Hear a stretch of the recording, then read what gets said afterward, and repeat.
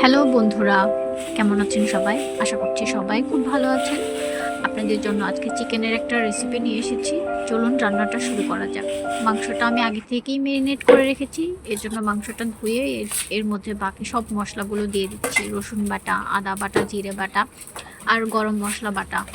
অনেকেই গোটা মশলা মুখে লেগে যায়, এর জন্য খেতে পারে না। এর জন্য বেটে দেওয়াটাই আমার কাছে ভালো মনে হয়। মরিচের গুঁড়া, হলুদের গুঁড়া, ধনের গুঁড়া, লবণ আর হালকা কিছুটা পরিমাণ তেল দিয়ে মাংসটাকে ভালো করে মাখিয়ে নিতে হবে। মনে রাখবেন, মাংসটা যত ভালো করে মাখানো হবে টেস্টটা তত বেড়ে যাবে। এর জন্য এটা খুব ভালো মতো মাখানোর ট্রাই করবেন, যেন একটু মশলাও যেন মাংসের আনাচে কানাচে বাকি না থাকে। আপনারা চাইলে এটা 1-2 ঘন্টাও ম্যারিনেট করে রাখতে পারেন। আমার কাছে বেশি টাইম ছিল না, এর জন্য আমি 15 থেকে 20 মিনিট মাখিয়ে রেখে দিয়েছিলাম ম্যারিনেট করে। চলুন এবার রান্নাটা শুরু করা যাক। বাকি উপকরণগুলো আমি আগে থেকেই রেডি করে রেখেছি। কিছুটা আলু দেব, এর জন্য আলু, পেঁয়াজ আর কাঁচামরিচ কেটে রেখেছি, সব কিছু আগের থেকেই। এবার চুলায় আগুন ধরিয়ে কড়াইটা দিয়ে দিচ্ছি। কড়াইটা ভালো মতো গরম হয়ে গেলে তেল দিয়ে দিব। তারপর একটু জিরা ফোড়ন দিয়ে পেঁয়াজগুলো দিয়ে দিব। পেঁয়াজগুলো যখন হালকা ব্রাউন হয়ে যাবে তখন আমি মাংসটা ছেড়ে দেব।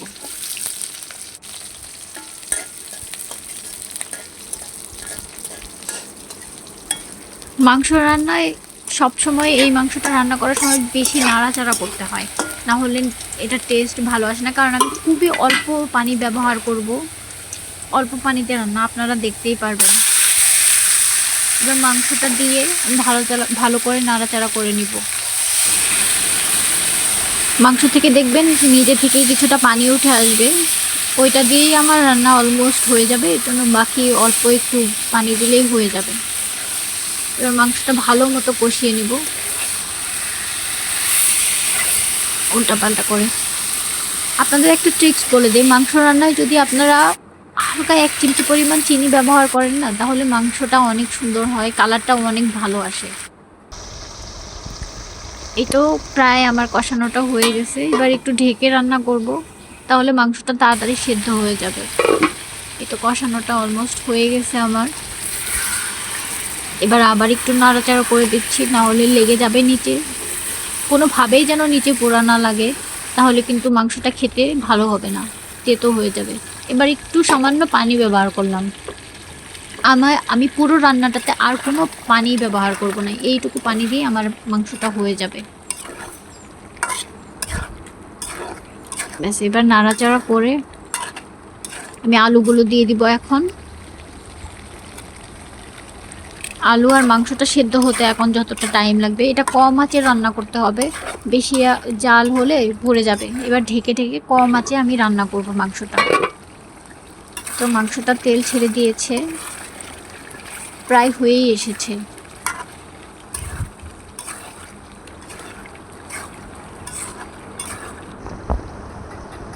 এই তো মাংসটা হয়ে এসেছে প্রায়। আর কিছুক্ষণ উল্টে পাল্টে রান্না করব। পরিবেশটা আজকে খুবই সুন্দর, ঠান্ডা ঠান্ডা ওয়েদার ছিল, খুব একটা রোদ ছিল না। তো আবার একটু নাড়াচাড়া করে এই তো মাংসটা হয়ে এসেছে। এবার নামিয়ে নিব।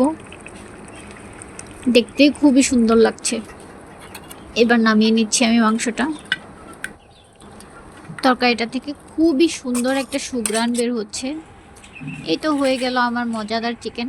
আপনারাও বাসায় এইভাবে বানিয়ে খেয়ে আমাকে জানাবেন কেমন হয়েছে। সবাই ভালো থাকবেন। আল্লাহ হাফেজ।